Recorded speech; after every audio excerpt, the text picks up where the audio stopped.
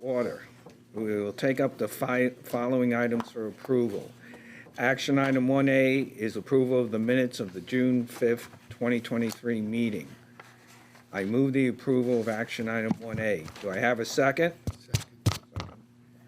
Any discussion? All in favor? Aye. Aye. Any opposition? Any abstentions? I'll abstain, I wasn't here. Fair enough. Thank you. One abstention. I would now like to address action item 1B, the policy calendar. Policy item B1 is a resolution to authorize a lease amendment with APF 28W44 owner LLP as landlord at 28 West 44th Street, New York, to expand the lease premises for the CUNY School of Labor and Urban Studies. I now call on Vice Chancellor Mohammed Atalia to provide further background on this item. Thank you, Mr. Chair. The School of Labor has had significant growth in enrollment in recent years and has obtained additional space in previous lease amendments. The Board of Trustees previously authorized a sixth amendment of the existing lease that would add an additional 1,786 rentable square feet of retail space. And that is about 1,367 in the ground floor plus 419 rentable space in the lower level.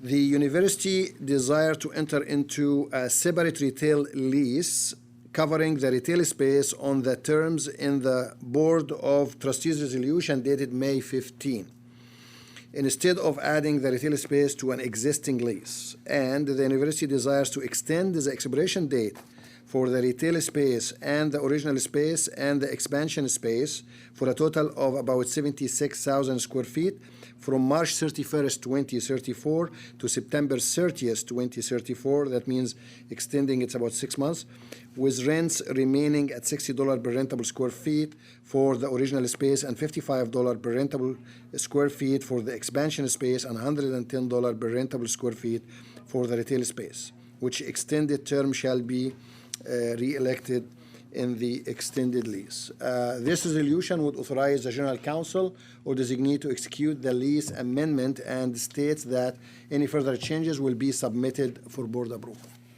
Thank you. Thank you. I move the approval of policy item B1. Do I have a second? Second. Any discussion? I just want to. Yes, please. The Executive Vice Chancellor and the Vice Chancellor for working on this. This is now, 25 campuses now have entrance space, and before it was hard to see that there actually was the School of Labor in this building. And as Chancellor Tala mentioned, this is one of our growing institutions, and I know it's been a long haul, but I thank you both very much for dealing with me and putting on and moving this forward. So thank you. Any other questions, comments, or concern? Yes, please. Yeah, no, I'd just like to know and maybe it's, Michael, what you just said, I'm just wondering what's the purpose of the retail space? Is that for that entrance that you're talking about? Interestingly enough, there's actually there's going to be a museum space that is included in the instructional space, and all of the exhibits are going to be paid for through grants that were obtained through a solicitation of philanthropic gifting from labor unions, from elected officials. So that's not coming out of the pocket of CUNY, but it's enhancing the campus itself. Also, all of our campuses now have some sort of cultural component. This will be a museum of labor studies and labor in New York City. We're hoping to have some interactive exhibits. It should be very interesting. I encourage everyone to go see it when it's done. You can. There's actually we're talking about AR/VR for. How to work as an iron worker, 44 stories above New York City. So if you want to throw your friends off a building and not have them die, this is the perfect place to go do that.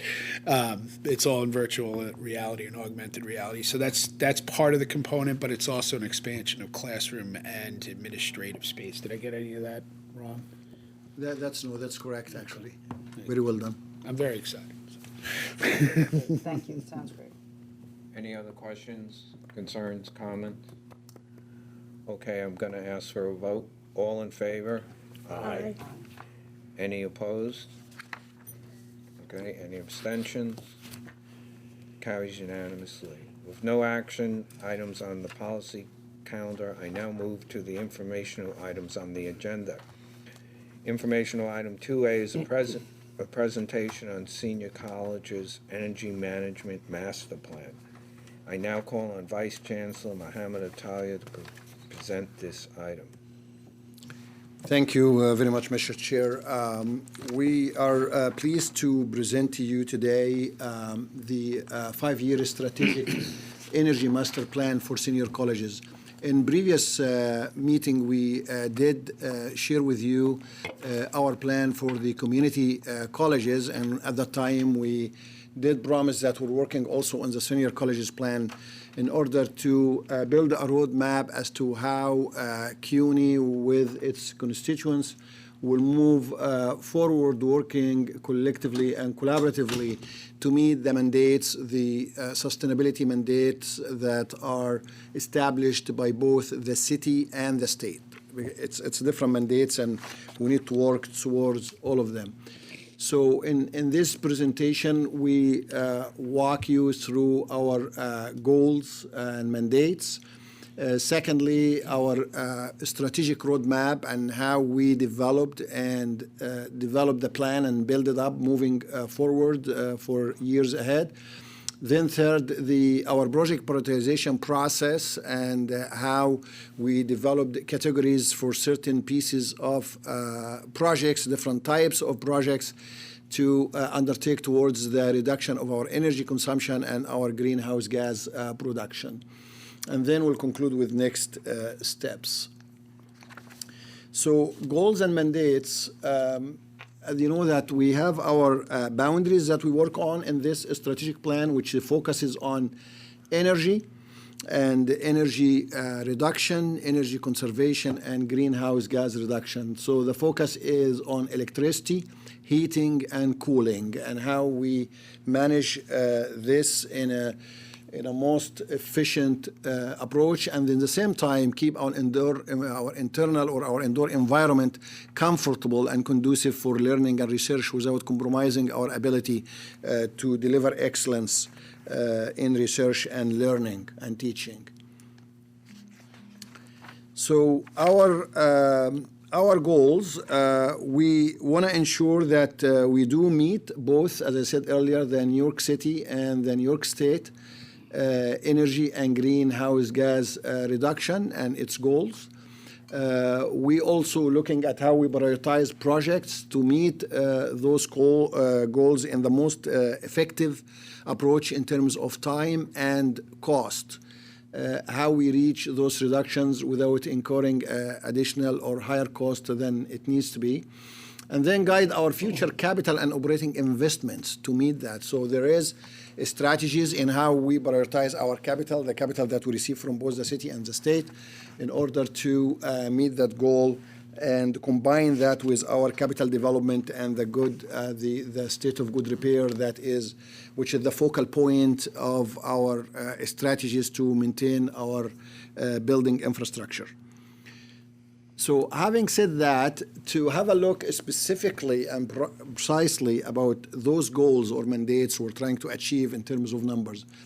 So as I said, we do have the state guidelines and or mandates and the city mandates. So on the state side, the biggest one that we working on, we need to meet is the Build Smart 2025 and its Executive Order 22. Which the focal point is achieving a 35% reduction in energy, that's BTUs, by 2025 from a baseline of 2015. So that's on the state side. On the city side, as we all know,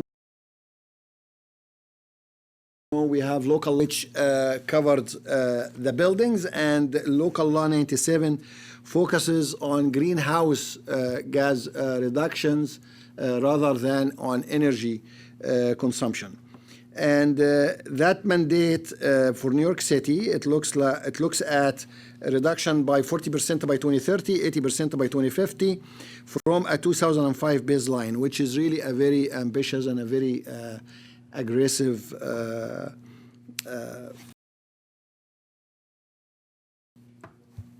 emission reduction targets between 2024, 2030, 2035. And it's measured by the carbon intensity. So the way Local Law 97 is established is looking at the intensity of greenhouse gas production per square foot of areas. So it doesn't have a particular number that we, obviously at the end it goes to a particular volume of production that we need to reduce by, but it's measured by per gross square foot, and we will see those numbers as we move in the upcoming slides. So if we look at where we're at now, given that we realize the two mandates for the state and the city, how are we doing so far? So we look at, as we said, for the Build Smart, the baseline is 2015. And our baseline in 2015, as you see on the graph here, it's about 2,750,000,000 BTUs. And this is where we need to reduce from that level. In 2022, we were already at about 2,650,000 BTUs, which is about 5% reduction. Which means we do have a gap or a further reduction that we need to reduce by about 0.83 million in order to achieve the goal of 2025 that you see in the green line that as you see there on the screen. And that is a 35% goal that we would like to meet. On the other hand, we look at the city. So as we said, Local Law 97, as you see on the screen, measures the targets by metric ton per gross square foot. So the number you see there, our teams and the consultants worked out with those numbers. So you see that a goal by 2024 looks at a limit of about 7.58 metric ton per 1,000 gross square feet for all campuses, and then goes 2030 where it needs to go down to 3.4 metric ton per 1,000 gross square feet, and the bottom blue line, this is the 2035 limit, which need to go to 1.4 metric ton per 1,000 gross square feet. And as you can see here, you see out of the 11 campuses, we do have 8 already in a good position, but we have CSI, CCNY, and Brooklyn College that we need to do some work on that, and we'll share with you our plans in order to meet and work towards these aggressive targets. So we shared with you here the, so far, we shared the mandates that we need to meet, where we're at currently as campuses, and how much reduction we found. So looking at that and reviewing this, how we're moving forward to plan to meet those mandates. So we established our development process on 4 steps. The first step is review the state and the city goals and mandates and identify our gaps to achieve them. And that's what we've presented in the previous 9 slides. And moving from here, we looked at assessing our energy saving impact from our existing pipeline projects. So we do have projects, as we call in the pipeline, either right now in construction and progressing, or they are in design and being planned and moving forward, or they're still in the pipeline being planned. And some of them, of those plans are funded. Already we have funds for them. Some of them we will need to allocate funding to them from what we have. And then with looking at those some 700 projects and looking at their energy impact and how that will take us towards the goal, we found out that there still be a gap, as we will see in the next slide. So we worked on a top-down approach, meaning that how we close the gap. So we look at creating themes and categories of projects where we can make investment on those projects in order to close the gap, and looking at campus by campus basis and project by project basis. And then the final step is develop that system-wide, college by college plan that we have an overall understanding of the plan. So having presented to you the overall scheme, let's look at the steps now in a little bit of a more detail. So I spoke in the previous slide at a bottom-up approach and a top-down approach. So the bottom-up was basically, as I mentioned, looking at our projects in the pipeline, which is about some 700 projects, studying its energy impact and what would be the impact on reduction of greenhouse gases, what would be the impact on consuming and conserving on energy in terms of BTUs. And then the top-down approach, when we had a holistic look at the plan to achieve those goals and meet those objectives and identify categories and projects to move us forward. So looking at that, this is a previous graph we looked at. We extended that out to 2025.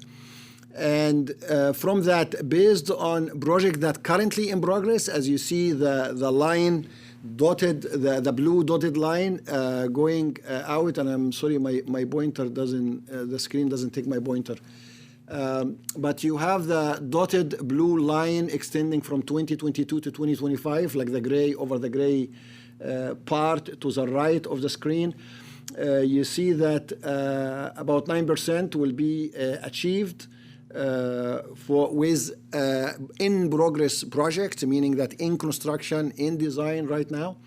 And the projects in the pipeline that we did not initiate yet, but in the planning stage, after we move with that, will take us down to 24%, which means that we have 11% that still need to fund. And that was our top-down approach, as we said. So the 9% and 24% will be achieved by our bottom-up approach from projects in the pipeline. The remaining 11%, that will be from projects that we are planning, categorizing, and allocating cash flow, as we will see as we move forward in the slides.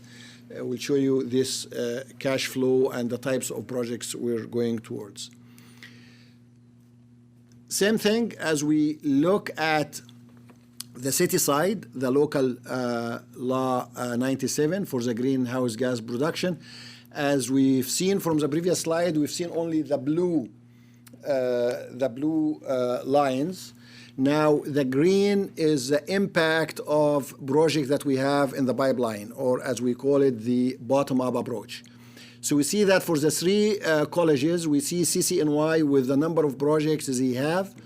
It's coming closer to the target. CSI and the Brooklyn College, we still need to develop and include projects. And as we will see as we are moving forward on the next slides.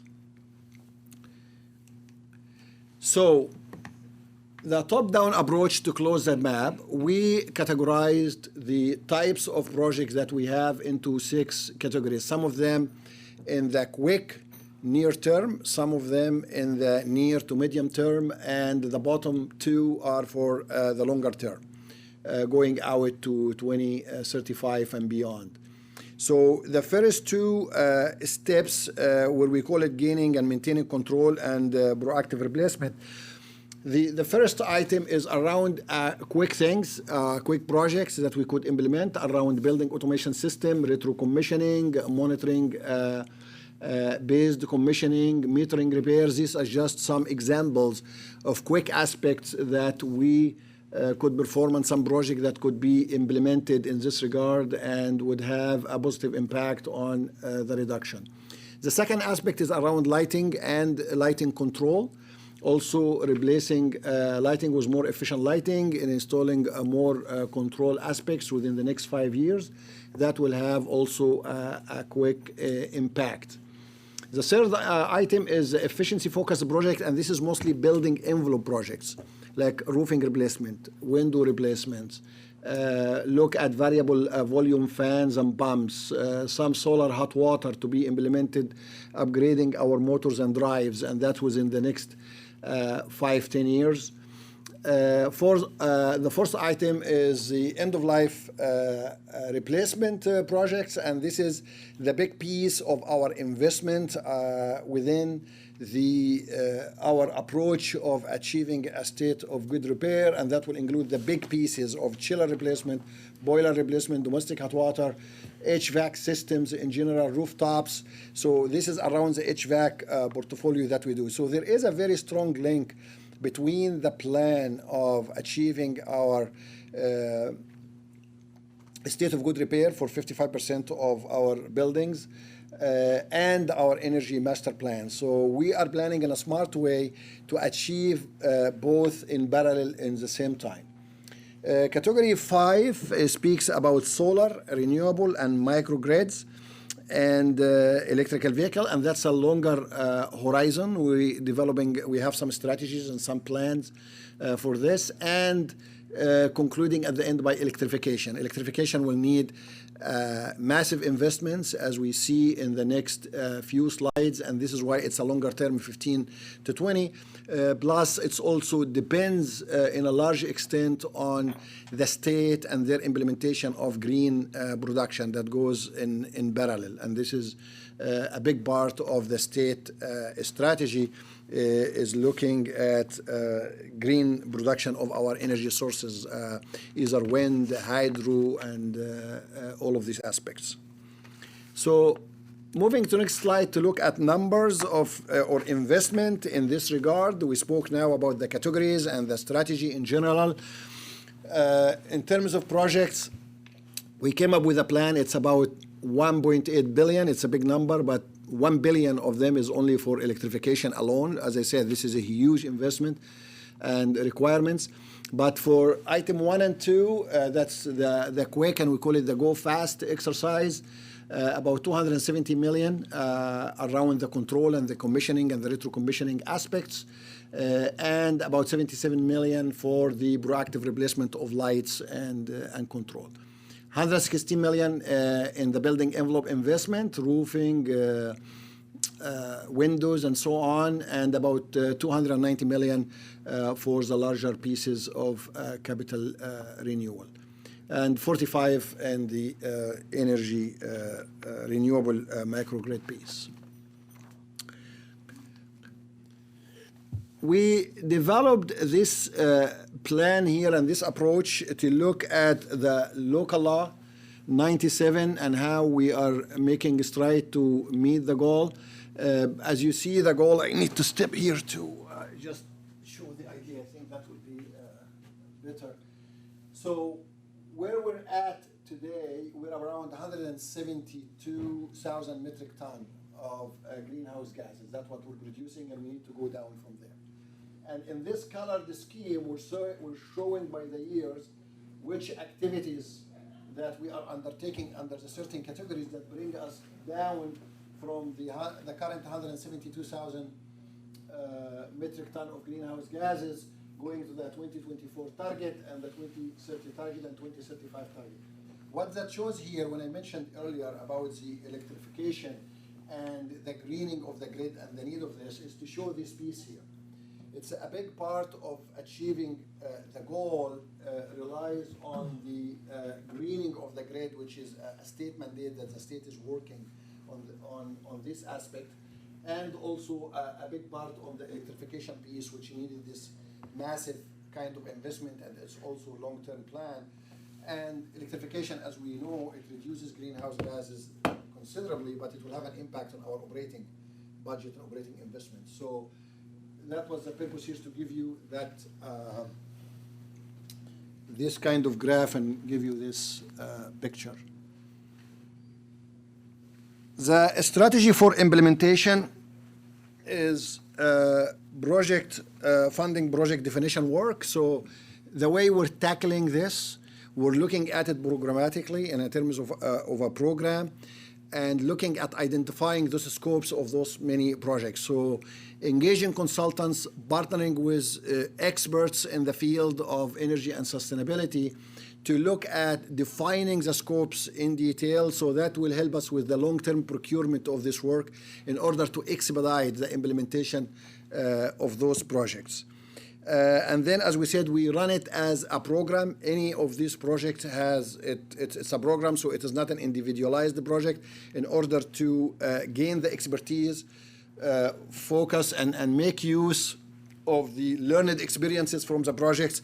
And that's an approach in the management of a program that brings efficiency and expediency of the implementation. This table here gives an example of what I just said in terms of a project, gaining and maintaining control. For example, the first line, and what does it mean?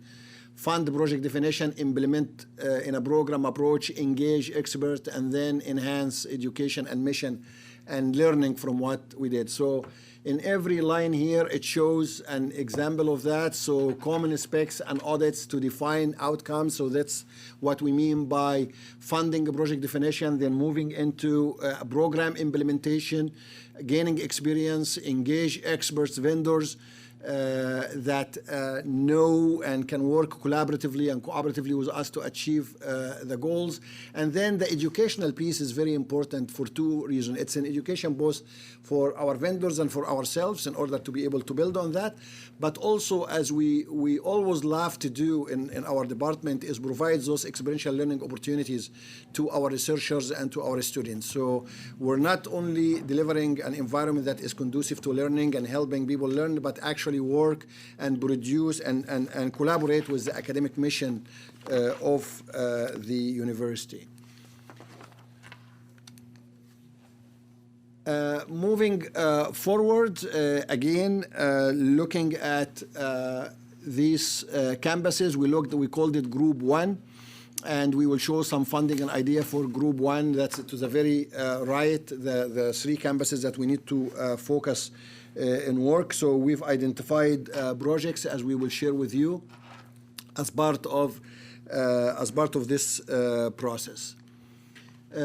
This graph here shows again the top-down framework for the identified projects.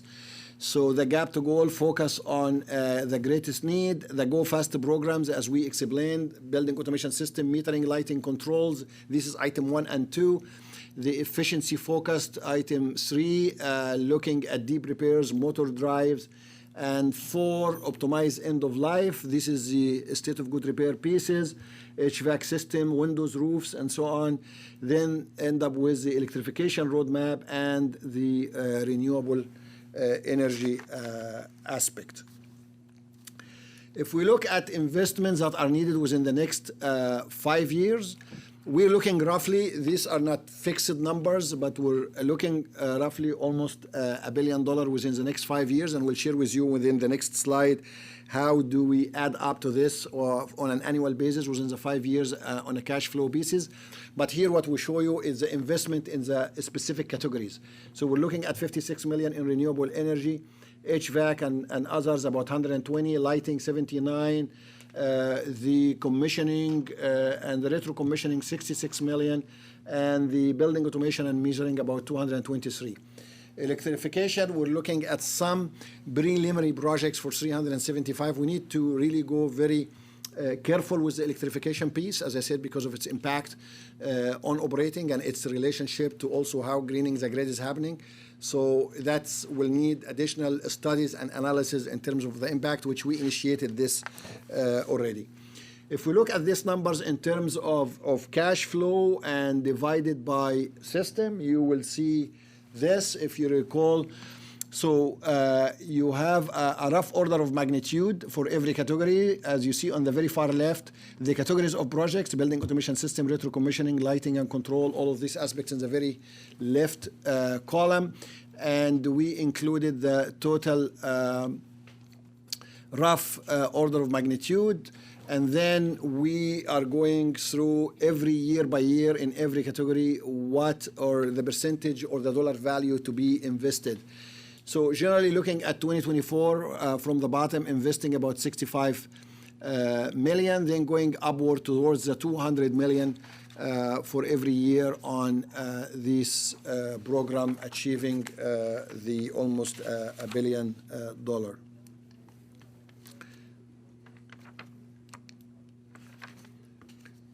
This is explanation of our plans for the three colleges, those of concern, and the dollar values that now in our projects, and we are planning to invest about $425 million. We want to push this as fast as we can, and we're giving examples of those investment as a specific campus in order to quickly trying to close the gap there. We included this slide to show particularly about our program support and the definition of the program. That's the very first step of scope definition, as I explained earlier. We identified about $13 million is needed at this stage, and it's funded. It's included in our fund in order to quickly do the needed studies and perform the analysis and identify scopes for these investments. So if we add all for the first year from the cash flow, that the slide that I presented, the table was looking at about 65 million in the first year of investment, in addition to the 13 million that we're going to do for the scope definition of the entire program for the 5 years moving forward. We're looking at about $78 million, and that's funded and included in our capital plan this year to implement and move with the plan. And that would be my last slide, and I am sorry that I think I took longer than what maybe you expected, but I thought that we provide as much information as we can for you. Thank you very much. Does anybody have any questions or concerns? Or sure, go ahead, Michael. Thank you for that. It seems like the oldest and the biggest campuses are not in compliance. Would that be accurate to say? When we look at the three, yes, more or less. Yeah. I just encourage you to do two things. BMCC is now the largest solar array in the city, if I'm not mistaken. So I know that wasn't in the presentation because this is about senior colleges, but keep that in mind. It'd be harder on landmark campuses like CCNY and Queens College, where you have the Spanish terracotta roofs. We're not going to put solar panels over that, like the Landmarks Preservation Commission isn't going to allow us anyway. But there's not just rooftops. There's now solar art pieces that are, we can look at it as an educational and an arts piece on campus, especially those places like CSI or Queens College or Lehman that have large expanse campuses that provide energy and actually provide shade, and the students can actually utilize them to plug in phones and use them as speakers, and it becomes like a student life participant. So we can think about it in several different ways. There's picnic tables that have electric grills, provide shade, charging speakers. As you know, both LaGuardia Community College and CSI are getting big into the wind energy, so maybe we can try to utilize that as part of an educational component to also conform to this this presentation. And then there's a piece that we almost never think about is marketing. If you're putting pieces of electrical equipment, solar, wind, whatever you're going to be doing on greening the grid on campus, you can also utilize them as marketing facades, so that maybe we can bring in somebody, either the company itself to promote their own brand, or Coca-Cola, for instance. Anything that can provide revenue for what we're trying to do here. And if you can include that with the educational piece, I think that would be fantastic. After all, that's what we do here. Thank you. Anybody else? Yeah, so $1 billion is a large number, but over 5 years, it's in the scale of the state of good repair funds that have come from the state. Is that where the source of funds will come from, or is there going to be additional lobbying to increase that? The 200 million are fine within what we receive, but there will be also, I would say, we will advocate with our colleagues in the Department of Budget as we submit, and that's in our submission already this year includes specific funding. We're actually asking for exactly that number, that is included 200 million a year over 5 years for $1 billion for energy projects. So we put that already, and we will continue to discuss with them the possibility of adding that additional investment. However, as I said, we are coordinating between the state of good repair and the energy to include those aspects of the project that fit within the state of good repair. I had another question. The graphs at the beginning were compelling, but there was a dip during COVID when the campuses weren't used, but it was on the scale of like 4 or 5%. I was expecting that to be much greater given the lack of use of the buildings. Is there some lesson to be learned from that this requires a huge rethinking, or are these 700 active projects really going to take away as much as not using the building and then some? I mean, I didn't phrase that very well, but the lack of use seems less in terms of energy offset than these 700 projects, and I don't see where the magic comes from there.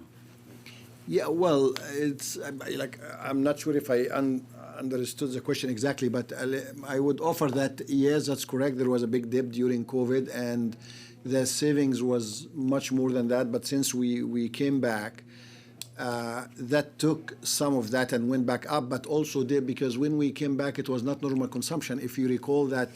We were advised by a lot of research that we have to allow for more fresh air in the space as we come back, and we used to scale back our air handling units, and the suggestion or the recommendation was no, have them working 24 hours, increase the amount of fresh air, so the consumption became actually higher than pre-COVID. So this is why that has taken some of the realized saving during COVID. So. Sure, please, go ahead. So one of the things that when I first got here, and I attended a meeting in Albany where CUNY was just totally not within a realm of being in compliance with the law. And one of the things that I charged Mohammed and his team was to get us there and to look at any.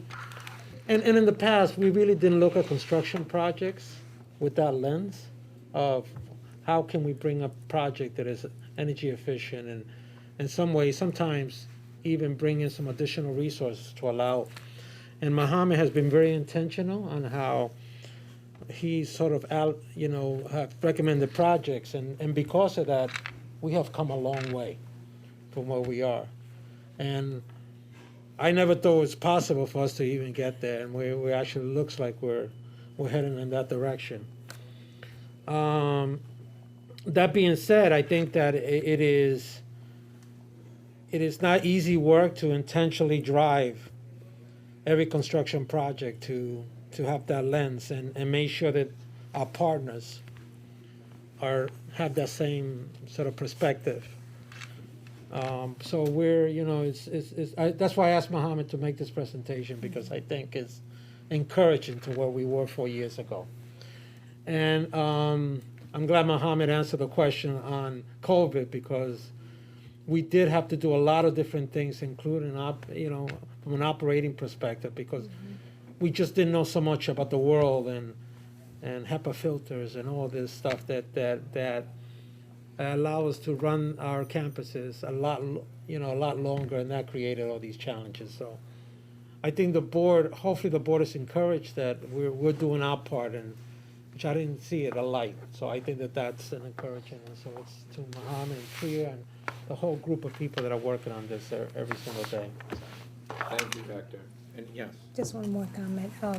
Thank you. That was very thorough. I mean, as companies are looking at hitting these benchmarks, it's something that even within the company that I work in, we're looking a lot at. And kind of to piggyback on a little bit of what Michael said, even just looking at what our vendors are bringing in. I mean, when we looked at our numbers, refrigeration is such a big part of something that sucks in, that's like more manageable, like can they change their vending, can they work on some of our vendors also impacting our numbers. The other thing, and part of it you answered it with John's question, but like now that this is a focus that we have to hit as a marker, what are we moving away from that may have been in the lineup that we may not be able to do because we're kind of shifting. And I think with the question you asked, answered for John answers that, you know, where we're hoping to get different funding, so it's not that other projects may have to be pushed back in the back burner if we can get this funding. Because that's, you know, you may have things planned and then you have this new benchmark that you have to lift and shift. Sure. Yeah. Yeah, I think that's right. Yeah, thank you very much. Any other questions, comments, or concerns? Okay, hearing none, with nothing left on the agenda, I move to adjourn this meeting. Do I have a second? Second. All in favor? Aye. Any opposed? Meeting is adjourned. Thank you, everybody.